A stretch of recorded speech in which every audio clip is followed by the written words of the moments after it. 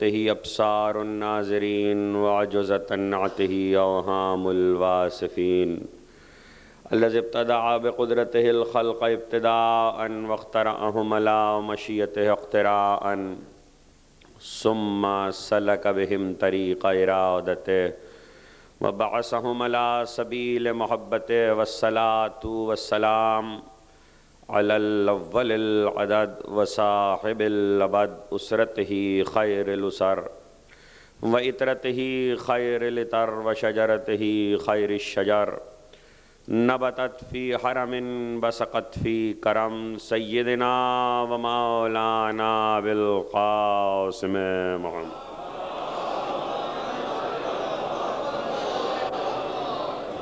واہل بیتہ الطیبین الطاہرین المعصومین المظلومین الذین اذھب اللہ عنہم الرجس وطہرہم تطہیرا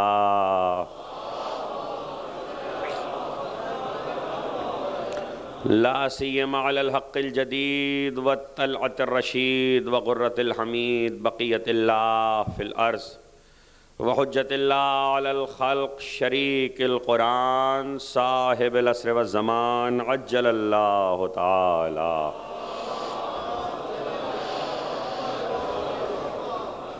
واللعنۃ الدائمۃ الباقیۃ علی اعدائہم ومنکر فوائلہم وغاصب حقوقہم اجمعین من یوم الظلمہم الی یوم الدین اما بعد فقد قال اللہ سبحانہ وتعالی فی محکم کتابہ الحکیم ضرب اللہ مثلا کلمۃ طیبۃ کشجرۃ طیبۃ اصلھا ثابت وفرعھا فی السماء صلوات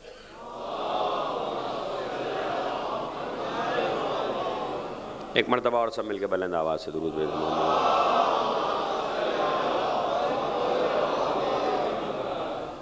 یوم سعید ہے آج کا دن 15 جمادی الاول 36 ہجری روز ولادت حضرت امام زین العابدین علیہ السلام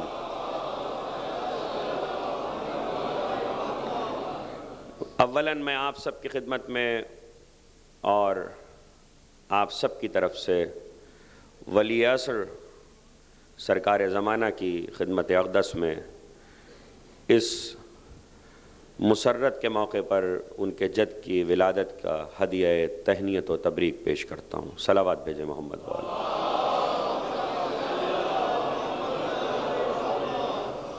آج کی اگرچہ امام کی ولادت کی تاریخوں میں مورخین نے اختلاف کیا ہے اور اسی وجہ سے عالم تشیع میں 2 تاریخیں امام کی ولادت کی منائی جاتی ہیں، ایک شعبان کی پہلی اور دوسرے جمادی الاولیٰ کی، یعنی اس مہینے کی، یہ آج کی 15 تاریخ۔ لیکن محدث قمی نے اور ہمارے دوسرے علماء نے اس تاریخ کو زیادہ صحیح قرار دیا ہے۔ تو ظاہر ہے کہ تقریر ہوگی لیکن مصائب نہیں ہوں گے۔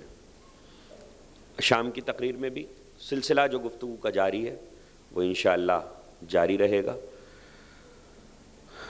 جو کچھ بھی اہل بیت کے، ذرا سا آپ حضرات تھوڑا سا زحمت فرمائیں آنے والوں کو دروازے پر ذرا سا آگے تشریف لیں۔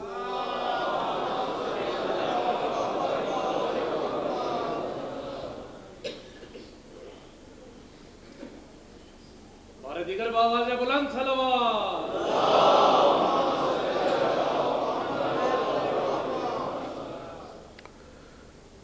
ایک بار اور صلوات بھیجیں۔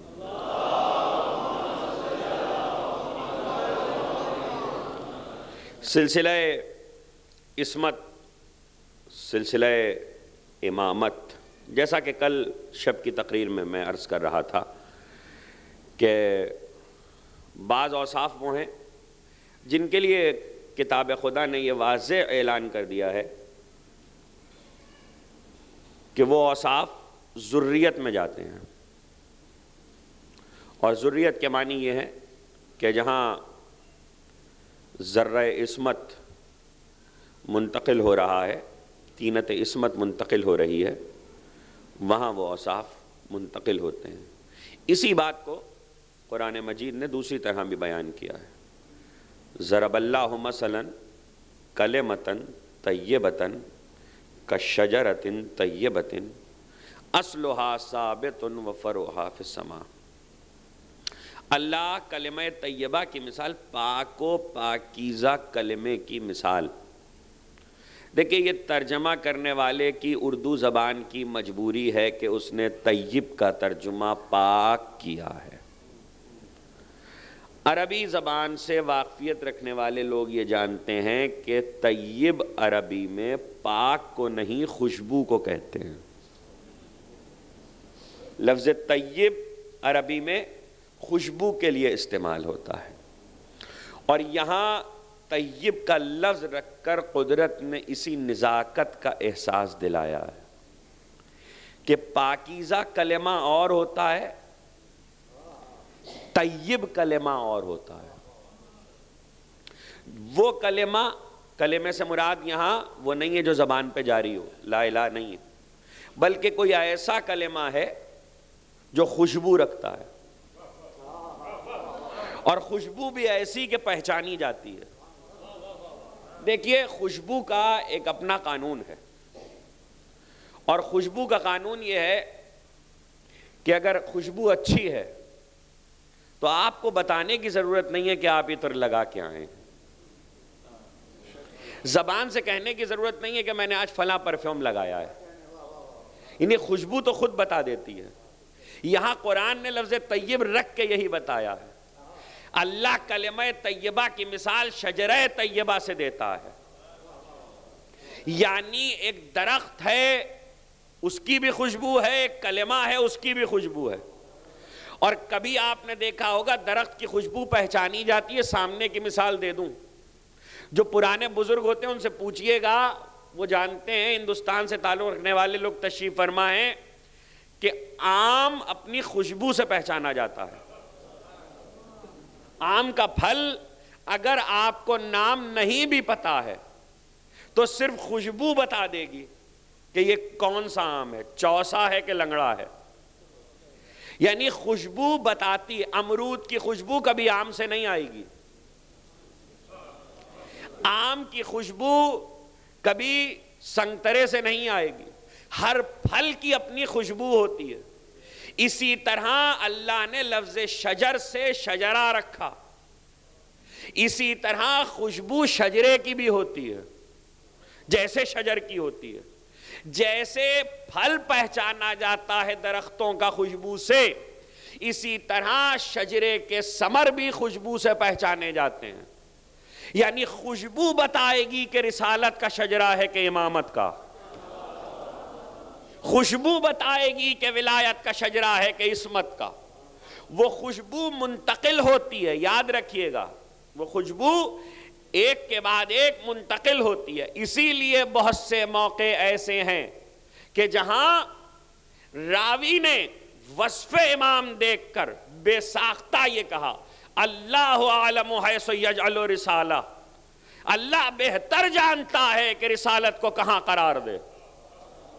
یہ دیکھنے والے نے امام کے وصف کو دیکھ کر یہ آیت کیوں پڑھی؟ یعنی امام میں سے رسول کی خوشبو آئی، اس خوشبو کی وجہ سے یہ آیت پڑھی ہے، اور یہ خوشبو جہاں جہاں جائے گی پاک و پاکیزہ ہے۔ اور یاد رکھیے گا کہ خوشبو کے مقابلے میں دوسری چیز بھی ہوتی ہے جسے بدبو کہتے ہیں، اور دونوں اپنی خاصیتیں رکھتی ہیں، اور جو بدبو کا عادی ہو خوشبو سے راس نہیں آتی۔ اب یہ مجھ سے نہ پوچھئے، یہ ان سے پوچھئے جو عطر بہت لگاتے ہیں۔ جو لوگ عطر کا استعمال کرتے ہیں ان کو معلوم ہوگا، جو بدبو کے عادی ہوں انہیں تھوڑی سی خوشبو سنگا دو تو مر جائیں گے، وہ مر جاتے ہیں، انہیں موت آ جاتی ہے، اس لیے کہ ان کے مزاج میں خوشبو نہیں ہے۔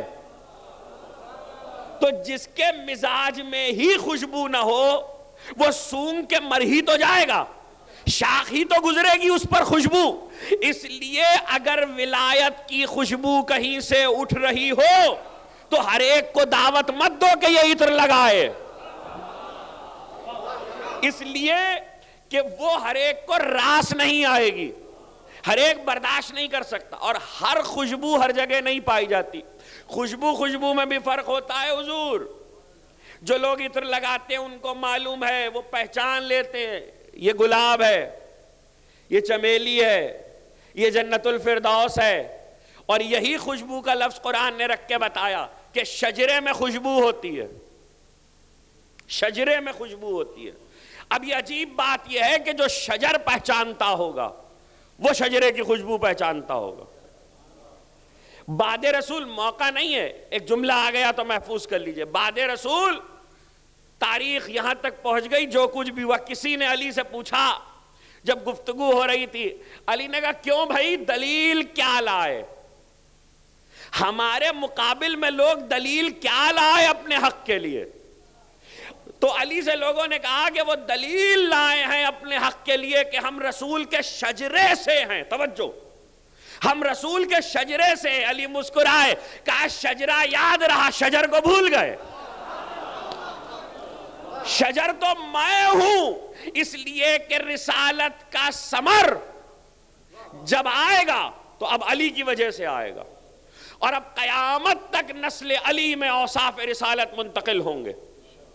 کل شب میں گفتگو اس منزل پر تھی کہ پروردگار نے مریم کے اس سلسلے میں ایک بیان کو ان کی ماں کے محفوظ کیا کہ میں نے پناہ میں رکھا، پروردگار کی پناہ میں دیتی ہوں مریم کو اور اس کی ذریت کو. انی اعیذھا بکا وذریتھا من الشیطان الرجیم، شیطان سے. یعنی یہ ابتدائی بیان تھا کہ نسل عصمت پر ابلیسیت اثر نہیں کر سکتی. یہ اسی کی شرح تھی کہ جو اول روز شیطان نے کہا تھا لَأُغْوِيَنَّهُمْ أَجْمَعِينَ إِلَّا عِبَادَكَ مِنْهُمُ الْمُخْلَصِينَ. میں سب کو اغوا کروں گا، سب کو گمراہ کروں گا، لیکن جو تیرے مخلص بندے، اور مخلص وہ ہیں کہ جو تیری پناہ میں ہیں. اسی مریم کی ماں کے اس جملے کی اعلیٰ ترین صورت آیہ تطہیر ہے. آیہ تطہیر کے معنی یہ ہے کہ اللہ نے ضمانت لے لی ہے عصمت کی، اور وہ ضمانت میں آپ کو بھی سمجھانا چاہتا ہوں کہ وہ ضمانت کس طرح ہوتی ہے. ایک واقعہ، چونکہ معصوم کی ولادت ہے اس لیے صرف ایک واقعے کی حد میں عرض کر دیں، اور اکثر معصومین کی ولادت کے سلسلے میں، یعنی جہاں بھی اس شجرے کا ثمر آنا ہوگا وہاں محفوظ کیا جائے گا، حفاظت کی جائے گی. روایتیں کہتی ہیں، تاریخ اسلام کہتی ہے کہ آپ کے چوتھے امام زین العابدین علیہ السلام. دیکھیے معصومہ عالم کا کہ اور جہاں شرف ہیں وہاں ایک تخصیص ذات سیدہ کی یہ ہے کہ معصومہ عالم کی نسل میں امامت رہے گی. امامت قیامت تک اب نسل زہرا سے باہر نہیں جا سکتی. اور جن لوگوں نے اس سلسلے میں اختلاف کیا ہے کہ نسل زہرا کے باہر امام ہو سکتا ہے، انہوں نے بھی اس منزل پر آ کر اتفاق کیا کہ شیعہ، سنی، وہابی، دیوبندی، بریلوی، ہر مسلک میں روایت ایک ہی ہے کہ پیغمبر نے فرمایا آخری جو آئے گا مہدی وہ زہرا کا بیٹا ہوگا. زمانے کا آخری امام فرزند زہرا ہوگا، یعنی امامت قیامت تک فرزند زہرا، نسل زہرا میں رہے گی. یہ تخصیص ہے، اور نسل زہرا کو یہ تخصیص اس لیے حاصل ہوئی کہ یہ تخصیص عصمت ہے. اس کو دوسری طرح سمجھ لیجئے. راوی نے آ کر آپ کے چوتھے امام سے کہا کہ فرزند رسول آپ کو ہم پر کیا شرف حاصل ہے؟ جو سوال کر رہا ہے وہ کلمہ گو ہے، جو سوال کر رہا ہے وہ امتی ہے، اور پوچھ رہا ہے آپ کو ہم پر کیا شرف حاصل ہے؟ امام نے کہا سنو، دنیا میں دو ہی طرح کے انسان ہیں. ایک وہ جنہوں نے ہمارے نانا کا کلمہ پڑھا، دوسرے وہ کہ جنہوں نے ہمارے نانا کا کلمہ نہیں پڑھا، اطاعت نہیں کی. جنہوں نے کلمہ نہیں پڑھا وہ کافر رہ گئے، وہ منکر رہ گئے. ان پر تو ہم کو ویسے بھی افضلیت ہے ایمان کے رشتے سے. جنہوں نے کلمہ پڑھ لیا ان میں دو قسمیں ہیں، یا تو آزاد تھے تو کلمہ پڑھا، تو کلمہ کس کے ہاتھ پہ پڑا؟ ہمارے نانا کے ہاتھ پر، ہمارے جد کے ہاتھ پر. اور اسی بات کو دوسری جگہ سمجھایا کہ فاطمہ بضعتم منی ہے. توجہ کیجئے گا، فاطمہ بضعتم منی ہے، یعنی رسالت کا ٹکڑا ہے. اب ذریت فاطمہ جو جو ہوگا اس میں نفس رسالت منتقل ہو رہا ہے.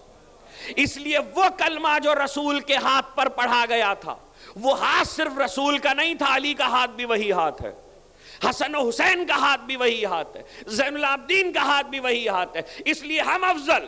اور دوسرا طبقہ کلمہ پڑھنے والوں میں وہ ہے کہ جنہوں نے بجبر کلمہ پڑھا تو انہیں میرے نانا نے آزاد کیا، وہ تو آزاد کردہ ہے ہی، اور آقا یوں بھی غلام سے افضل ہوتا ہے. امام نے بتایا کہ ہم کو فوقیت اس لیے حاصل ہے کہ ہم ہر حوالے سے نفس رسالت ہیں، اور یہ نفس رسالت جس میں تینت عصمت جا رہی ہے، اس کی حفاظت قدرت کیسے کرتی ہے، کس طرح سے حفاظت ہو رہی ہے.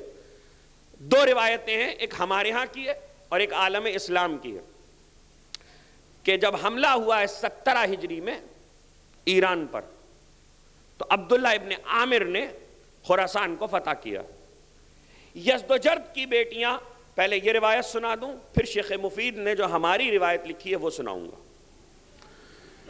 یزدجرد کی بیٹیاں چونکہ شکست ہوئی حکومت ایران کو، تو یزدجرد کی بیٹیاں گرفتار کی گئیں اور ان کو مدینے لایا گیا. دربار تھا، علی کو اطلاع ملی، علی اس وقت دربار میں آئے، گفتگو ہو رہی ہے. جب سارے اسیروں کا فیصلہ ہو چکا تو معاملہ یہ ہوا کہ یہ بادشاہ کی بیٹیاں ہیں، ان کے لیے کیا کیا جائے. تو حکم دیا گیا، فارسی زبان میں جناب شہربانو کچھ کہہ رہی تھی، سننے والے نے کہا کہ یہ مجھے برا کہہ رہی ہیں، جبکہ سننے والے کی زبان عربی تھی، شہربانوں کی فارسی تھی. تو ایک بار اس نے کہا یہ مجھے برا کہہ رہی ہے، اس کو قتل کر دو. علی نے کہا سنو، تم اس کی زبان سمجھتے ہو؟ کہا نہیں. کہا پھر تمہیں کیسے پتا کہ یہ برا کہہ رہی ہے؟ کہا پھر یہ کیا کہہ رہی ہے؟ کہا یہ تو کہہ رہی ہے ہائے ہرمز کا زمانہ جو ہماری شاہی کا تھا اور اب یہ وقت آیا. یہ تو اپنے زمانے کی، اپنے حالت کی بات کر رہی ہے، یہ تم کو برا نہیں کہہ رہی. معلوم یہ ہوا کہ زبانوں کے اختلاف میں اکثر ایسا بھی ہوتا ہے کہ لوگ یہ سمجھتے ہیں کہ ہمیں برا کہا جا رہا ہے، اس لیے کہ لفظ کے معنی نہیں معلوم ہوتے. کچھ کہہ رہا ہوں، لفظ کے معنی نہیں معلوم ہوتے، اس لیے لوگ سمجھتے ہیں کہ ہمیں برا کہا جا رہا ہے. کہا اچھا ان کو بازار میں لے جا کے، چونکہ کنیزی میں آئی ہیں، اسلامی حکومت نے حملہ کیا تھا اور جنگ ہوئی ہے، تو ان کو کنیز بنا کے بیچ دیا جائے. علی نے کہا سنو، اسلام کا قانون یہ ہے کہ بادشاہوں کی بیٹیاں کنیز نہیں بنائی جاتی. فضیل علی نے قانون لکھوایا، بادشاہوں کی بیٹیاں کنیز نہیں بنائی جاتی. تو ایک بار پوچھنے والوں نے کہا کہ یا ابا الحسن پھر کیا کریں؟ کہا ان کو اختیار دے دو. دو بہنیں تھیں، کہا ان کو اختیار. علی نے فارسی میں ان سے پوچھا تمہارا کیا نام ہے؟ شہربانوں نے کہا شاہ زنا. علی نے کہا نہیں شہربانوں. کہا آپ نے صحیح کہا، یہ نام بھی میرا ہے، میری والدہ نے رکھا تھا. علی نے کہا ان کو اختیار دے دو، اور یہ جس کو منتخب کر لیں مسلمانوں میں سے اس سے ان کا عقد کر دیا جائے، اور عقد میں حق مہر بیت المال ادا کرے گا. یہ علی کا انتظام دیکھیے، بیت المال حق مہر ادا کرے گا. علی کی رائے پر کس کو فوقیت ہو سکتی تھی؟ اختیار دے دیا گیا. چونکہ معصوم کی ولادت ہے اس لیے میں یہ بیان کر رہا ہوں. اختیار دیا گیا کہ اب تم منتخب کر لو. تو ایک بار جناب شہربانوں نے بھرے ہوئے دربار پر نظر ڈالی. توجہ کیجئے گا، بھرے ہوئے دربار پر نظر ڈالی، اور ایک بار ایک جوان رانا پر نظر گئی. وہ جوان رانا وہ ہے کہ جس کو حسین کہتے ہیں. جیسے ہی نظر گئی، میں فضائل پڑھا ہوں، جیسے ہی نظر گئی تو اشارہ کر کے کہا کہ ہم نے ان کو منتخب کیا. بعد میں کسی نے وجہ پوچھی جو ہمارے ہاں کی روایت میں موجود ہے، جو میں ابھی عرض کروں گا. ہم نے انہیں منتخب کیا. علی نے کہا حسین سے ان کا عقد ہوگا. دوسری بہن ہے ان سے جناب محمد ابن ابی بکر کا عقد ہوگا، انہوں نے ان کو منتخب کیا، یہی محمد ہیں جن سے اس بہن کے ذریعے قاسم پیدا ہوئے، انہی قاسم کی بیٹی ام فروا ہیں جو آپ کے چھٹے امام کی والدہ ہیں۔ یعنی دونوں بہنیں جو نوشیروان عادل کی اولاد میں آئیں، ان کو اللہ نے یہ شرف عطا کیا کہ ان کی نسلوں میں امام آئے۔ نوشیروان عادل کی دونوں بیٹی پوتیوں کی نسل میں امامت آئی، ایک کی نسل میں ایک امام آیا، ایک کی نسل میں ایک امام آیا۔ تو چونکہ امامت آنے والی تھی، اس لیے قدرت حفاظت کیسے کرتی ہے؟ عام تاریخ کا خیال یہ ہے کہ یہ گرفتار ہو کے اسی سن میں آئیں جب حملہ ایران پر ہوا، لیکن شیخ مفید لکھتے ہیں کہ ایسا نہیں ہے، بلکہ امام سے روایت یہ ہے کہ جب ایران پر حملہ ہوا لوگ پریشان ہو جاتے ہیں بعض جگہوں پر نام لکھے دیکھ کر، اور آ کر پوچھتے ہیں یہ کیا معاملہ ہے، تو وہ معاملہ بھی سن لیجئے۔ فرمایا جب ایران پر حملہ ہوا تو یزدجرد کی بیٹیاں تہران کے قریب ایک پہاڑی میں جا کر چھپ گئیں غار میں، اور کئی برس اس غار میں رہیں۔ وہی غار آج تہران میں کوہ شہربانو کہلاتا ہے، جو لوگ اس کی زیارت کرنے جاتے ہیں۔ جب ان کو اطلاع ملی کہ علی حاکم ہو چکے، تب وہ اس غار سے باہر نکل کے آئیں۔ یعنی جب تک انہیں اطمینان نہیں ہوا اس وقت تک انہوں نے اپنے آپ کو پردے میں رکھا، حفاظت میں رکھا۔ یہ قدرت کا اہتمام تھا۔ اس زمانے میں حریث ابن جابر علی کی طرف سے خراسان کا حاکم تھا۔ علی نے حریث سے کہا کہ دیکھو یزدجرد کی بیٹیاں کہاں ہیں، انہیں تلاش کرو۔ بیٹیوں کو پایا گیا، حفاظت کے ساتھ بھیجا گیا۔ یہ ہمارے ہاں کی روایت ہے۔ عالم اسلام کی روایت یہ ہے کہ کنیز بن کے لشکر اسلام میں لائی گئی تھیں، لیکن اب یہ وہ تمہید کے جو کی تھی کہ خدا اس نسل کو محفوظ رکھتا ہے جہاں امامت جانے والی ہوتی ہے، عصمت کی حفاظت کرتا ہے۔ جناب شہربانوں سے پوچھا گیا عالم اسلام کی روایت کہ تم وہاں سے مدینے تک پہنچ گئی، کسی کا ہاتھ تم تک نہیں بڑھا؟ کہا نہیں، اللہ نے ہمیں اپنی پناہ میں رکھا، پروردگار نے ہمیں اپنی پناہ میں رکھا۔ اس کے بعد جناب شہربانوں سے پوچھا گیا ہوا کیا؟ کہا جس دن ایران پر حملہ ہوا اس سے ایک رات پہلے مسلمانوں کا رسول اپنے اس نواسے کے ساتھ میرے خواب میں آیا، اور اس نے آ کر کہا کہ ہم تمہارے گھر آئے ہیں اور تمہارے گھر سے ہم رشتہ کرنا چاہتے ہیں۔ یہ پہلی رات کا خواب تھا۔ دوسری رات کا خواب یہ تھا کہ جب عقد پڑھ کے رسول چلے گئے اور دوسری رات میں فاطمہ زہرا آئیں اور انہوں نے آ کر مجھے مکارم تعلیم کیے۔ فاطمہ نے، دیکھیے فاطمہ سمجھ لیجئے گا، میں نے کسی منزل پہ کہا فاطمہ کہتے بچانے والی کو، فاطمہ کہتے بچنے والی کو نہیں، بچانے والی کو۔ بچانے والی کے کیا معنی ہے؟ یعنی عصمت مطلقہ ہے۔ اب جو اس عصمت کے رشتے میں جڑتا جائے گا اسے زہرا بچاتی جائیں گی۔ یہی واقعہ شہربانوں کے لیے ہے، یہی نرجس خاتون کے لیے ہے کہ کنیز ہونے کے باوجود کسی کا ہاتھ آگے نہیں بڑھ سکا، یعنی قدرت نے حفاظت میں رکھا۔ تو کہنے دیجئے کہ قدرت حفاظت کرتی ہے مگر فاطمہ کی چادر کے ذریعے، قدرت تحفظ کرتی ہے مگر زہرا کی رضا کے ذریعے، اور یہ عصمت کا تحفظ ہے۔ کہ اسی لیے ہم نے اس شہزادے کو پہچان لیا، اس لیے کہ ہم سے اس کا عقد ہوا ہے اور اس گھر میں آئیں، خدا نے بیٹا دیا۔ جیسے ہی جناب شہربانوں نے اشارہ کیا امام حسین کی طرف تو علی مسکرائے اور مسکرا کر کہا حسین اللہ تمہیں اس صاحب عفت سے ایک بیٹا دے گا جو عالمین کا سردار ہوگا، جو عالمین کا سردار ہوگا۔ زین العابدین اس طرح سے دونوں طرف سے دو اہم شجرے رکھتے ہیں۔ میں ظاہر ہے کہ امام کی ولادت کی تاریخ ہے تو فضائل کی منزل پر ہوں، دونوں طرف سے دو اہم شجرے رکھتے ہیں۔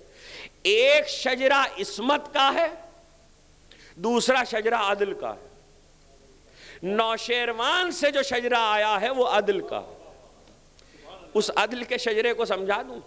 مفاتیح الجنان میں جا کے دیکھیے گا، آداب کسریٰ کہ جب وہاں جائیں گے آپ تو دربار کو بھی دیکھیں گے جا کے، تو اس میں واقعہ لکھا ہے اور دوسری جگہوں پہ بھی تاریخ میں موجود ہے کہ جب علی گئے، چونکہ کسریٰ کے دربار میں عدل ہوتا تھا، تو آج بھی جب آپ وہاں جائیں تو اتباع امیر المومنین میں وہاں 2 رکعت نماز پڑھنا سنت ہے۔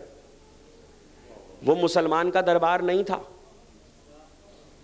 وہ کلمہ گو کا دربار نہیں تھا، لیکن وہاں 2 رکعت نماز پڑھنا اس لیے سنت ہے کہ مولا سے پوچھا گیا، امیر المومنین نے خود وہاں نماز ادا کی، کب پوچھا گیا کیوں؟ کہا یہ دربار عدل ہے، اور پیغمبر اسلام ختمی مرتبت رسالت مآب صلی اللہ علیہ وسلم تعریف کی ہے، 2 ایسی صفتوں کی تعریف کی ہے کہ ایک عدل اور ایک سخاوت۔ عدل نوشیروان کا، سخاوت حاتم کی۔ لوگ کلمے پہ رکے ہوئے ہیں۔ بڑا عجیب مسئلہ آتا ہے کہ جب یہ فضیلت بیان کرو تو لوگ کہتے ہیں یہ بتائیے نوشیروان نے کلمہ پڑھا تھا کہ نہیں پڑھا تھا؟ مجھے نہیں معلوم پڑھا تھا کہ نہیں پڑھا تھا، میں اس بحث میں ہی نہیں جاتا، اس لیے کہ خدا کہہ چکا قرآن میں کہ کلمہ وہ جو تم زبان پر جاری کر رہے ہو وہ اور ہے، وہ کلمہ جو خوشبو دے رہا ہے وہ اور ہے، اس کا تعلق شجرے سے ہے، اور شجرہ نوشیروان کا عدل کا ہے۔ تو نوشیروان کا کلمہ عدل کا ہے، عدل کی خوشبو آ رہی ہے، اور کلمے کی قیمت اپنی جگہ پر ہو۔ کلمہ پڑھنے کے بعد بھی کوئی ظلم کرتا ہو تو ایسا نوشیروان اچھا جس نے کلمہ نہیں پڑھا مگر عدل کیا، اور عدل بھی ایسا کہ اس کے دربار میں جا کر 2 رکعت نماز پڑھنا سنت ہو جائے۔ احترام عدالت میں تو ایک طرف خون میں عدل آیا، دوسری طرف عصمت آئی۔ میں بات کو جوڑ دوں، عصمت بھی مزاج کے عدل کا نام ہے۔ عصمت عدل ہی کو کہتے ہیں، جہاں عدل نہ ہو وہاں عصمت نہیں ہوا کرتی، اس لیے کہ عصمت کے معنی ہیں پروردگار کی اطاعت کی راہ پر قائم رہنا، اور ارادی اور اختیاری طور پر رہے تو آدمی اپنے آپ کو محفوظ بنا سکتا ہے، اس حد تک جا سکتا ہے۔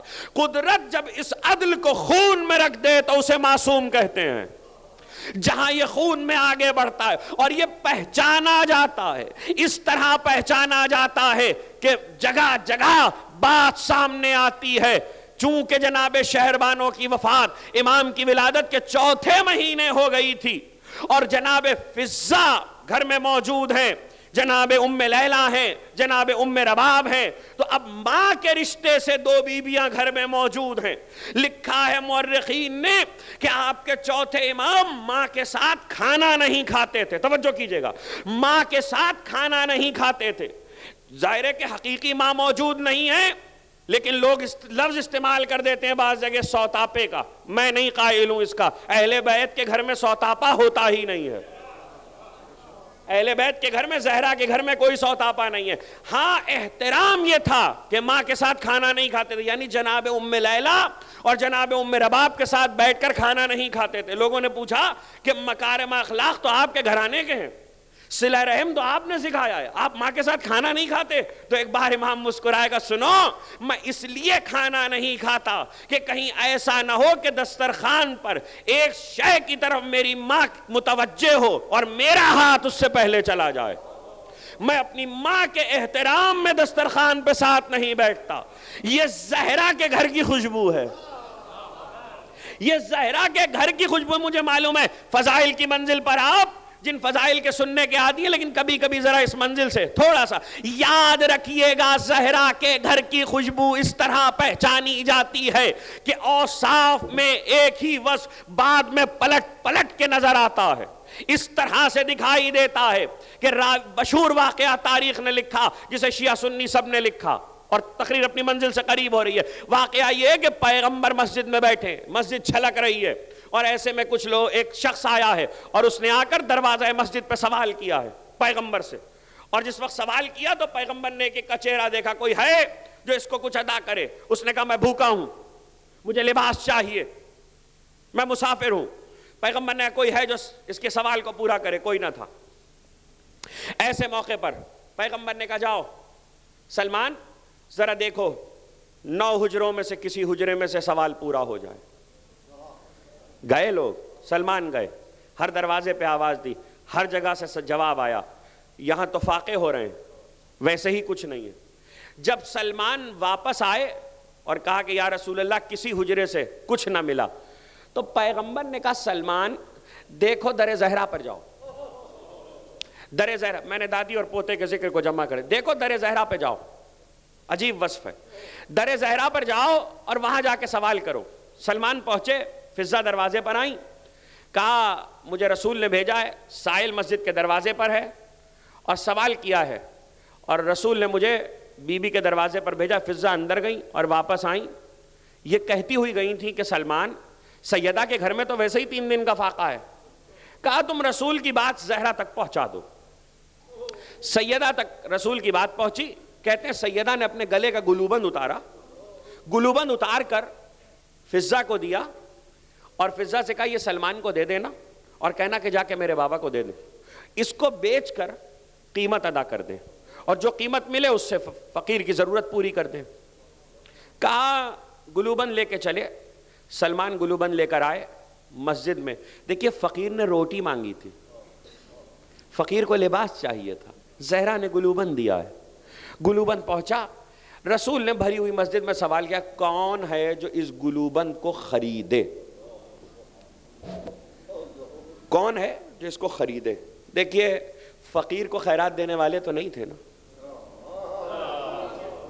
لیکن اب تو مسئلہ برابر کے سودے کا ہے، خریدنے کی بات ہے تو قیمت ادا کرو، گلوبند لے جاؤ۔ گلوبند قیمتی تھا، لیکن اب معاملہ یہ تھا کہ گلوبند کسی اور کا نہیں تھا، سیدہ کا تھا۔ رسول نے کہا کون ہے جو اسے خریدے؟ سناٹا ہو گیا۔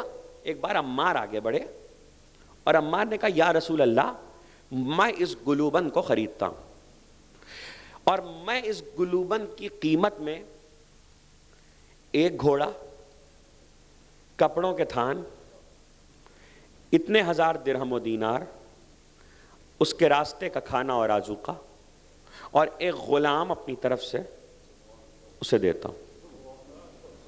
عمار نے گلوبند خرید لیا، گلوبند خرید کے گھر گئے، پارچے میں حریر کے اس گلوبند کو لپیٹا، خوشبو لگائی، اس گلوبند کو لے کے چلے۔ فقیر کی تو ضرورت پوری ہو گئی، مگر فقیر یہ دیکھ رہا ہے کہ عمار کیا کرتے ہیں۔ فقیر ابھی گیا نہیں ہے، فقیر دیکھ رہا ہے کہ عمار کیا کرتے ہیں۔ عمار گلوبند کو لے کر آئے، پارچہ حریر میں لپیٹا، حریر کے کپڑے میں، اور اس کے بعد خوشبو لگا کے واپس در زہرا پر آئے، سلام کیا، فضہ باہر آئیں، کہا شہزادی سے کہنا عمار آیا ہے۔ شہزادی نے سلام کا جواب دیا، پوچھوایا کہ عمار کیوں آئے ہو؟ کہا بی بی ایک ہدیہ لے کر آیا ہوں، نظر کرنے کے لیے آیا ہوں، اور ساتھ ایک غلام بھی تھا، غلام کا نام تھا سہم۔ غلام کو لے کر آئے گا بی بی اس غلام کو بھی آپ کی نظر کرتا ہوں آپ کے گھر کی، اور یہ گلوبند بھی آپ کی خدمت میں نظر کرتا ہوں۔ تو بی بی نے کہا عمار ہم جو دے دیتے ہیں وہ رائے خدا میں واپس نہیں لیتے۔ تو ایک بار عمار نے کہا بی بی یہ میں نے خرید لیا تھا اور اب میں خریدنے کے بعد اسے آپ کی نظر کرنے آیا ہوں۔ اس وقت رسول بھی در زہرا پہ پہنچ گئے، وہ فقیر یہ سب دیکھ رہا تھا۔ فقیر نے کہا کتنا بابرکت گلوبند تھا، بھوکے کو کھانا کھلایا، برہنہ کو کپڑے دیے، سواری نہ رکھنے والے کو سواری ملی، غلام کو آزاد کرایا اور اپنی مالکہ کے پاس واپس پہنچ گیا۔ یہ کتنا بابرکت گلوبند ہے۔ آپ نے دیکھا کہ وصف سیدہ یہ ہے کہ سیدہ کی شے کتنی برکت پھیلاتی ہوئی واپس آ گئی۔ تو اگر یہی خوشبو کہیں اور مل جائے تو پھر یقیناً وہ سیدہ کا لہو ہے، وہ عصمت کی خوشبو ہے۔ کہتے سائل نے ایک بار آ کر، لوگ بیٹھے ہوئے، زوری کہتا ہے آپ کے چوتھے امام کے پاس، اور ایسے میں سائل آیا ہے، اور سائل نے آ کر کہا کہ فرزند رسول چاہنے والوں میں ہے، محبت کرنے والوں میں ہے۔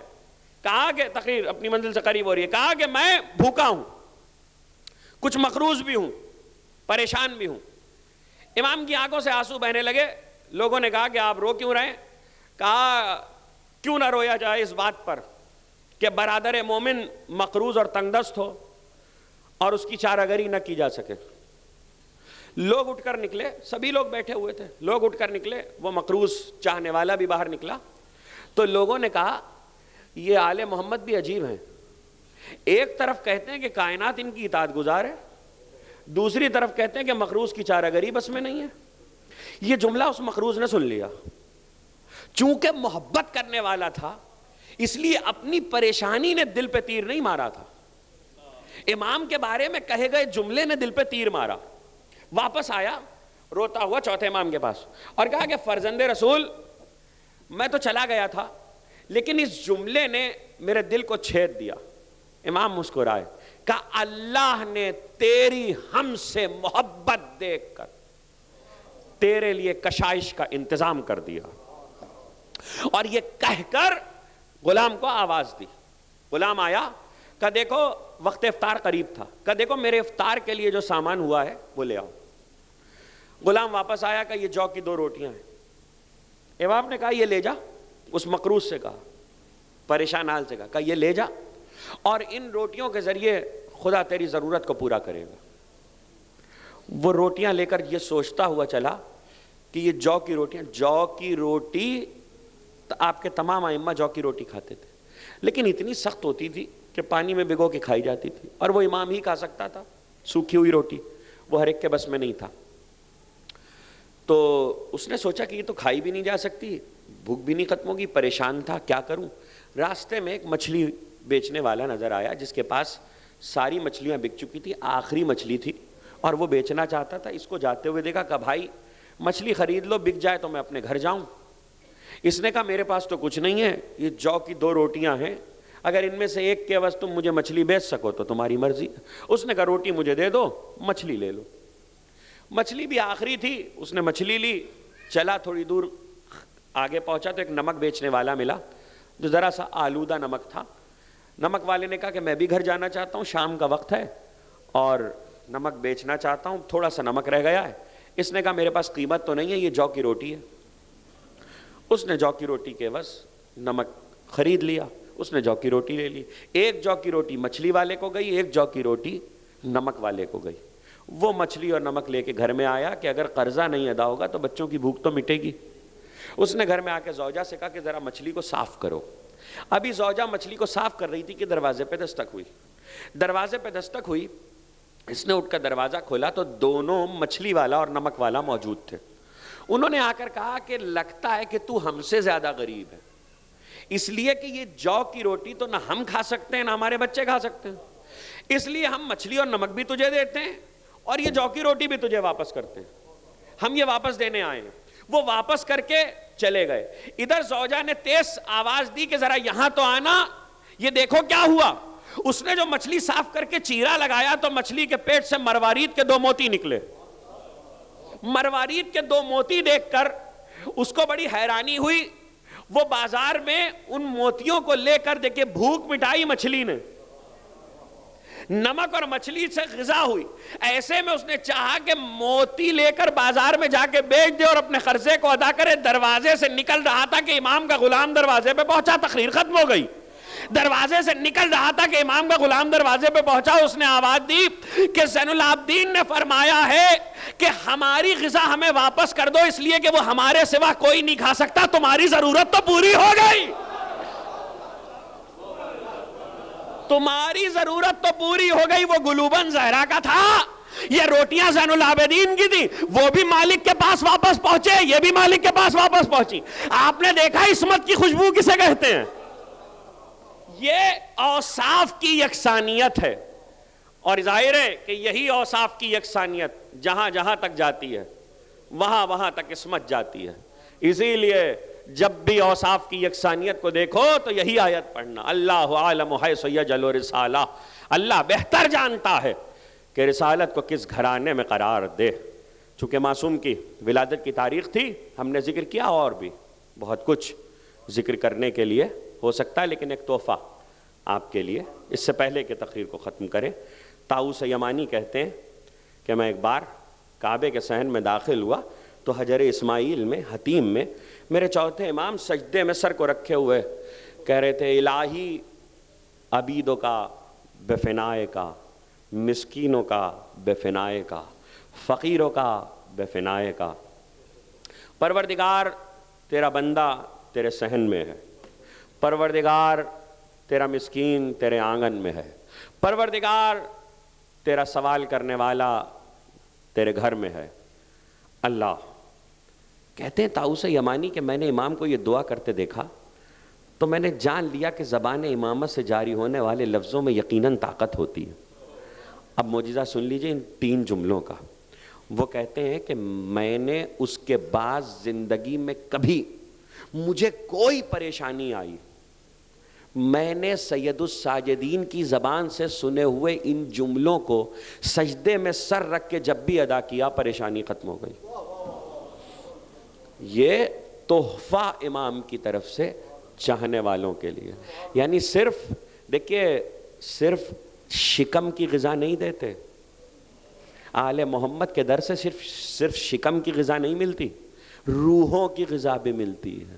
اور روحوں کی غذا اگر چاہیے ہو تو پھر آؤ اس ذکر میں آؤ کہ جو ذکر آل محمد کا ذکر ہے، جہاں ذہنوں کو جلا ملا کرتی ہے۔ اور ہم اس مبارک اور باسعادت موقع پر پروردگار کی بارگاہ میں آج کے اس مولود کے صدقے میں دعا کرتے ہیں کہ خداوند علی و اعلیٰ یہاں کے بانیان، یہاں کے حاضرین، اہل ایمان جو تشریف لاتے رہے، جو تشریف لاتے ہیں، جو دنیا میں کہیں بھی ہیں، پروردگار ان سب کی توفیقات میں اضافہ فرما، جان مال و عزت و آبرو کی حفاظت فرما۔ پروردگار تمام اہل ایمان جو جو تمنائیں اور دعائیں رکھتے ہیں ان سب کی حاجتوں کو بر لا۔ پروردگار جو زیارات مقامات مقدسہ کی آرزو رکھتے ہیں، پروردگار ان کی آرزوؤں کو بر لا، ان کی تمناؤں کو پورا فرما۔ پروردگار اگرچہ زیارات مقامات مقدسہ میں پہلے سے کشائش ہے، لیکن پالنے والے یہ آل محمد کے زائرین یہی چاہتے ہیں کہ بہت آسانی کے ساتھ عراق جانے والے رستے اہل ایمان کے لیے کھل جائیں۔ پروردگار ان مصیبتوں اور بلاؤں کو اہل ایمان سے دور فرما۔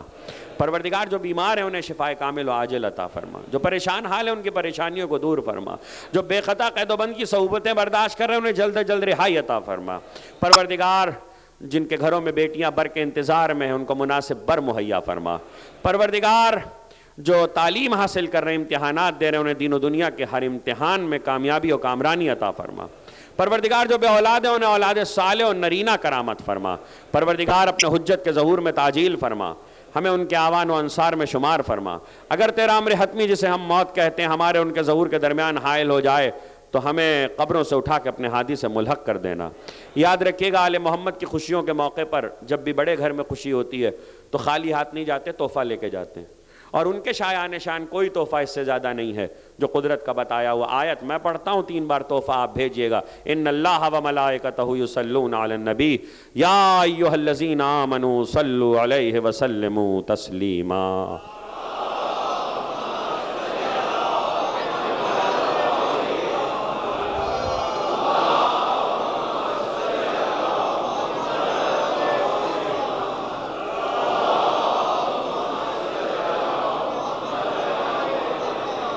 تہنیت دیجئے ایک دوسرے کو ہے۔